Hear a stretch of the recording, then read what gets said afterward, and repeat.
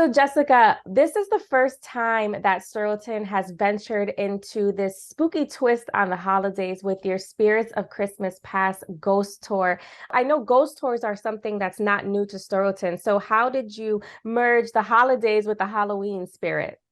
We started doing ghost tours in 2020 during the pandemic and have continued to have paranormal investigations done of our museum buildings. When we last year started incorporating, so in 2021, working with a man who does first person presentation of Charles Dickens.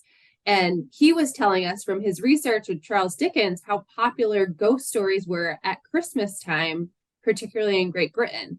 So over the course of a year, we did quite a bit of research about that notion of ghost stories being popular at Christmas time. It wasn't something as people in the United States that we really think of as part of our traditions, but there's a lengthy tradition around ghost stories. So most people know Charles Dickens' A Christmas Carol, where the Scrooge is visited by multiple ghosts over the course of an evening.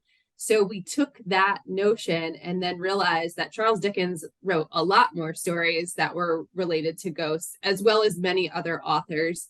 And even if you do think about it in modern day, there are modern ghost stories as well related to Christmas time. Disney has movies that are A Christmas Carol with Mickey Mouse and Scrooge McDuck are the characters. There's The Nightmare Before Christmas. So it really is out there. So we started to run with that and see what the stories were. So just like you were saying, I was surprised to hear that Christmas can have such a dark undertone to it. But you're right. When you think about all of these stories and movies, it's right there in front of us.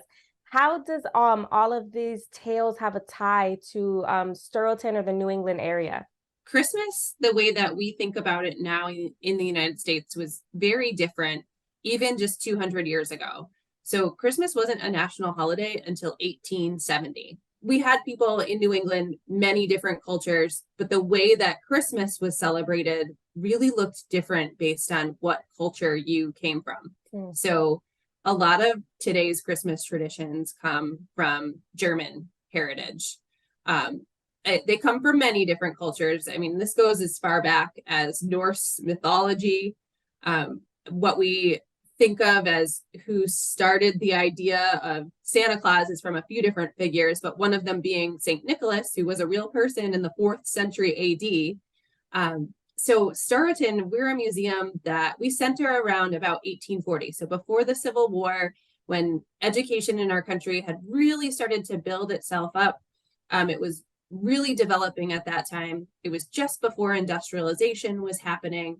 So it was a really colorful time in the time period of New England in growth and industry and where things were about to move forward to.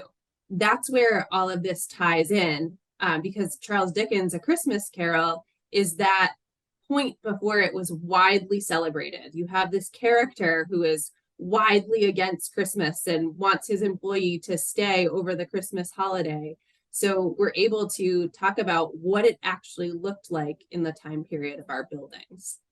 And I know that this tour explores like the ghostly figures and ghosts themselves. So what are some of your favorite tales that you've encountered on this tour? So on the tour, we have 3 things that we talk about. We talk about our paranormal investigations that have happened in our buildings. So the ghosts that may or may not live here with us.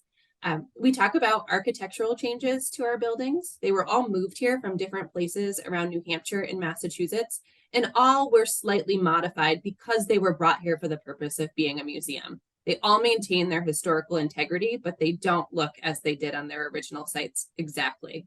And we tie that to a lot of people who are involved in the paranormal world feel that making a change to a building changes the energy. So we tie that into our ghost stories and then bring in some of the Christmas stories as well, talking about if the families that lived and worked in the buildings were celebrating Christmas, what would that have looked like? what would they have known about? We talk about St. Nicholas and what he really looked like. There were a lot of dark figures connected to St. Nicholas, and depending on the culture, that looked different. Belsnickel is one that comes to mind that maybe people are starting to know about more because in pop culture, that's becoming more popular. And he was kind of the dark side of Christmas in the German tradition, that he would go around prior to Christmas and identify the naughty children. And it wasn't always pleasant. Yeah. I mean, now we think we talk about coal in the stocking, and it was a lot darker than that. There was a lot of punishment that supposedly was happening to children if they were naughty before Christmas, and Belsnickel would be part of that. It's hard to imagine a time before the traditions that we're so used to, because this is the jolly time of year, right? So it's really interesting and fascinating to hear this. And so in tours like this that shed light on history, what should people really take away from them? I always like to go back to our history as a learning experience. There are certainly characters in our history that we look at today that did come from a racist perspective. So there was a character called Black Peter that over time was something that was depicted in blackface. It's important for us to talk about that as a part of history, but not perpetuate the narrative. So that's a piece where our ghost tours are for people ages 12 plus. It's centered around adults. So we can have some of those more difficult conversations about the not so nice parts of our history, but equally important for our learning to have that understanding of why things were the way that they were. And this notion of coal in the stocking has a little bit of some racist undertones connected to it.